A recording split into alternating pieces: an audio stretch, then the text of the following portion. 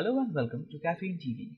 I'm your host Konishko_developer and this is the third episode of our Kodular Basics series. In today's episode, we'll be taking a look at how to test our apps. And the first way of testing our apps that we'll be checking out is via the companion. For this to work, you have to install the companion on your phone.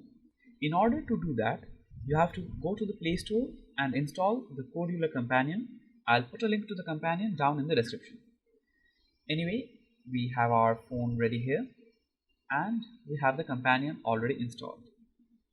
I'll open up the companion. This is the first time I'm opening the companion on this phone, so you will get the full experience.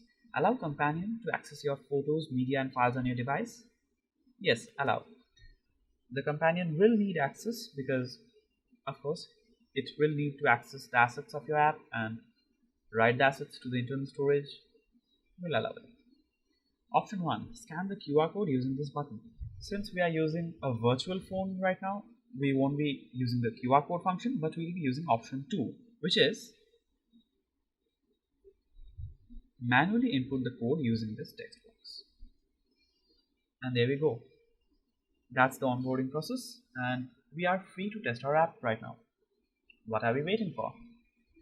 So we'll just click test, connect to companion, and as you can see it will give us a QR code, and if you are using the companion on a physical phone you can just click scan QR code, allow the camera permission and scan the QR code to instantly connect.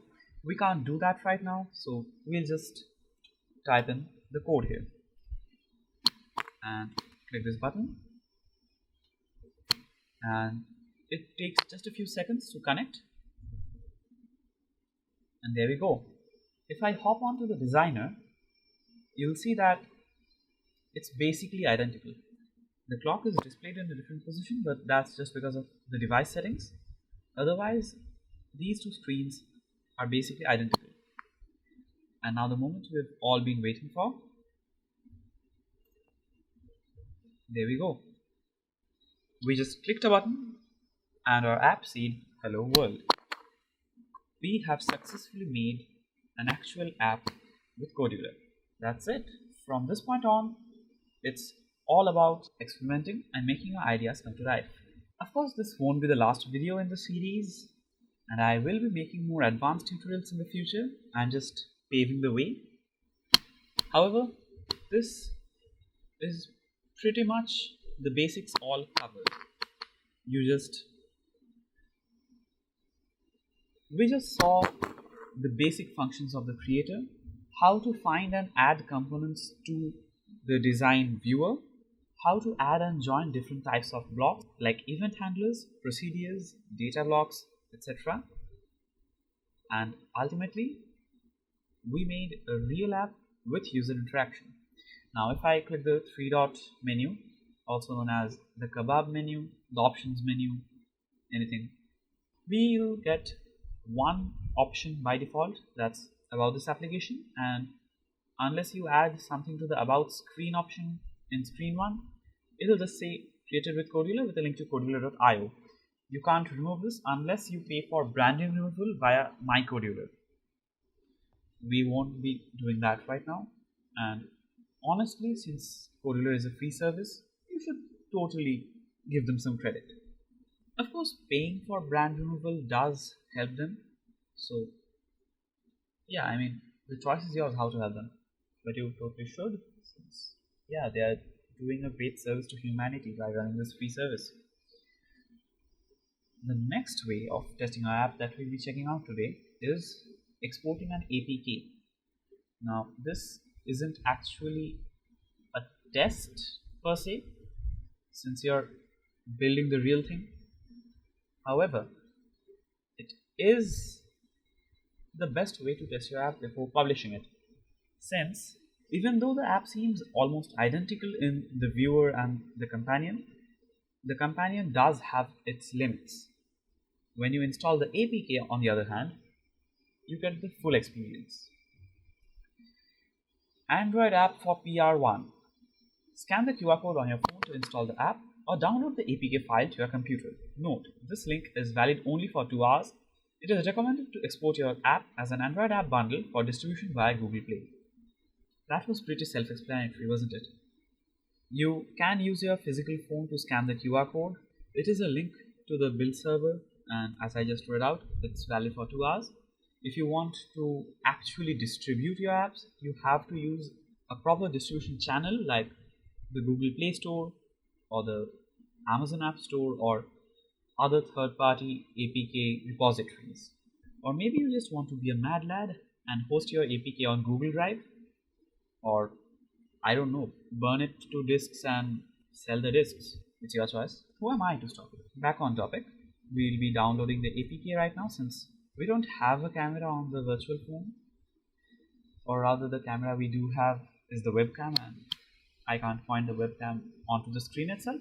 We'll take pr1.apk right here and let's just first go home on the phone. Beautiful wallpaper, by the way.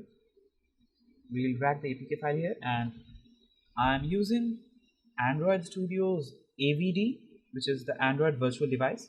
It has this very convenient feature where you can just drop APKs into the window and the APK will be installed automatically.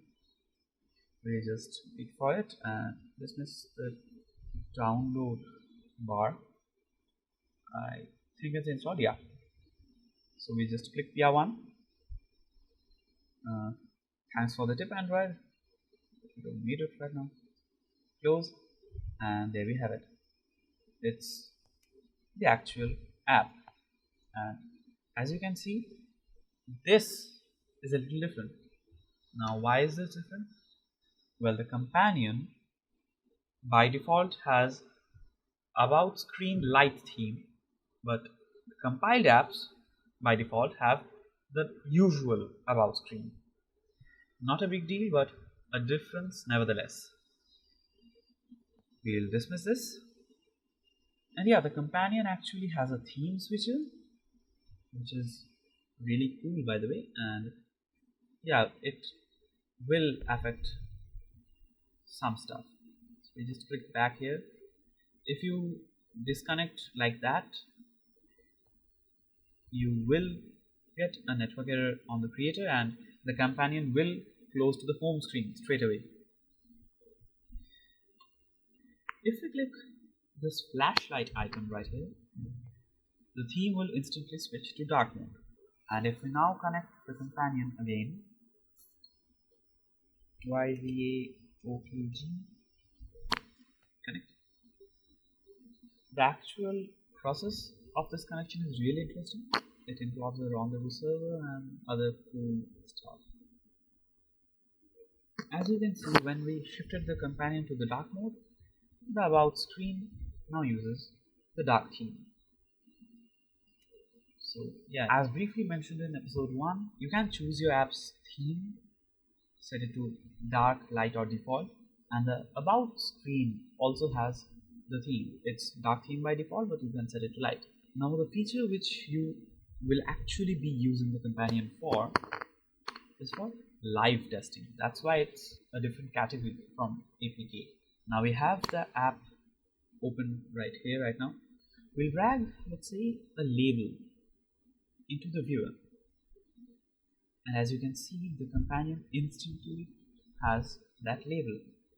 If I set the label text to something like Kodular Basics EP3,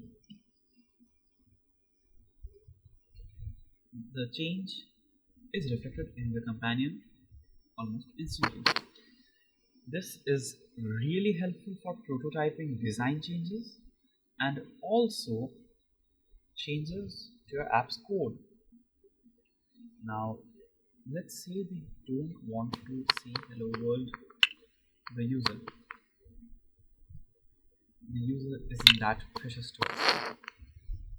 Blasphemy. We want to call the user simply a user. Well, I can respect that decision, and we just changed the code. Without doing anything to our companion, we can just click this button and you'll see it now says hello user. So when you change the code of your app, that change is also reflected in the companion, and when the blocks are executed the next time, you will see the output of the changed blocks. And it's really fast, so I just clicked it and boom, hello world. So you can see it's pretty fast, pretty convenient, and we'll be using this a lot in the future. And that pretty much wraps it up for today. As always, a thumbs up is highly appreciated. Subscribe to the channel for more, and I'll see you in the next episode. Happy coding!